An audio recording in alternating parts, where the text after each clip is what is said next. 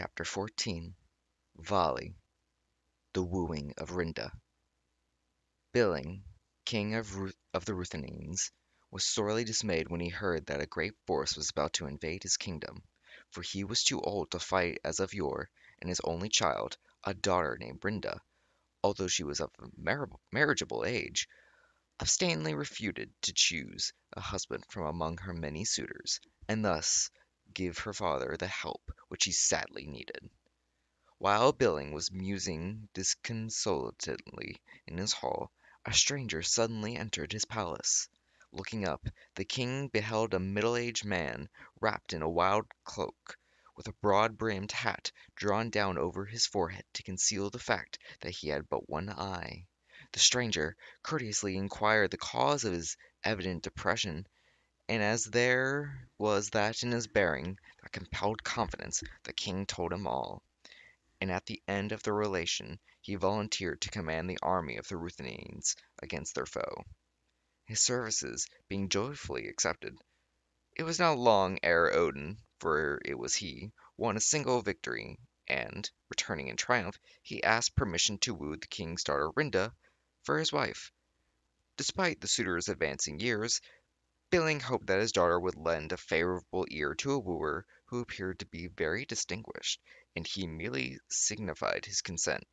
So Odin, still unknown, presented himself before the princess, but she scornfully rejected his proposal, and rudely boxed his ears when he attempted to kiss her. Forced to withdraw, Odin nevertheless did not relinquish his purpose to make Rinda his wife, for he knew, thanks to Ros-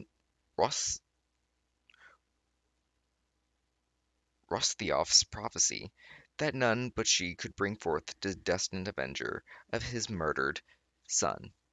His next step, therefore, was to assume the form of a smith, in which guise he came back to Billings Hall, and fashioning costly ornaments of silver and gold, he so artfully multiplied these precious trinkets that the king joyfully acquiesced when he inquired whether he may pay his addresses to the princess.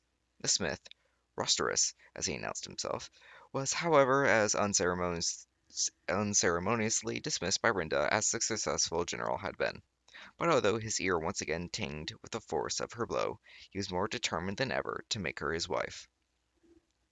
The next time Odin presented himself before the capricious damsel, he was disguised as a dashing warrior, for, thought he, a young soldier might perchance to touch the maiden's heart, but when he again attempted to kiss her, she pushed him back so suddenly that he stumbled and fell upon one knee. Many a fair maiden, when rightly known, towards men is fickle, that I experienced. When that is discreet maiden I strove to win, contum- contumely of every kind that wily girl heaped upon me, nor of that damsel gained I aught. Soemund's Edda, Thorpe's translation. This third insult so enraged Odin that he drew his magic rune-stick out of his breast, pointed at Arinda, and uttered such a terrible spell that she fell back into the arms of her attendants, rigid and apparently lifeless. When the princess came to life again, her suitor had disappeared, but the king discovered with great dismay that she had entirely lost her senses, and was melancholy mad.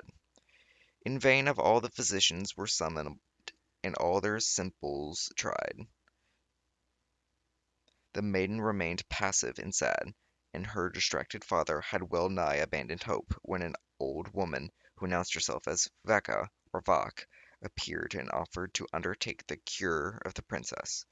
The seeming old woman, who was Odin in disguise, first prescribed a foot bath for the patient, but as this did not appear to have any marked effect, she proposed to try a more drastic treatment.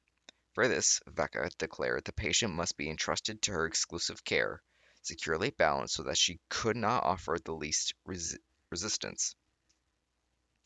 Billing, anxious to save his child, was ready to assent to anything, and having thus gained full power over Rinda, Odin compelled her to wed him, releasing her from bonds and spell only when she had faithfully promised to be his wife.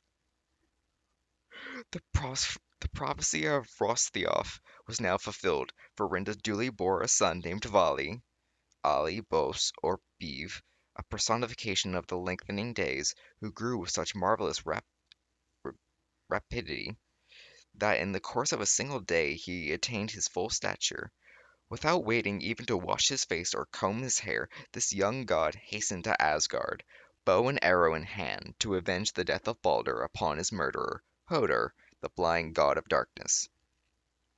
But see, the avenger Vali come, sprung from the west in Rinda's womb, true son of Odin, one day's birth. He shall not stop nor stay on earth. His locks to comb, his hands to lave, his frame to rest should rest it crave, until his mission be complete and Balder's death find vengeance meet.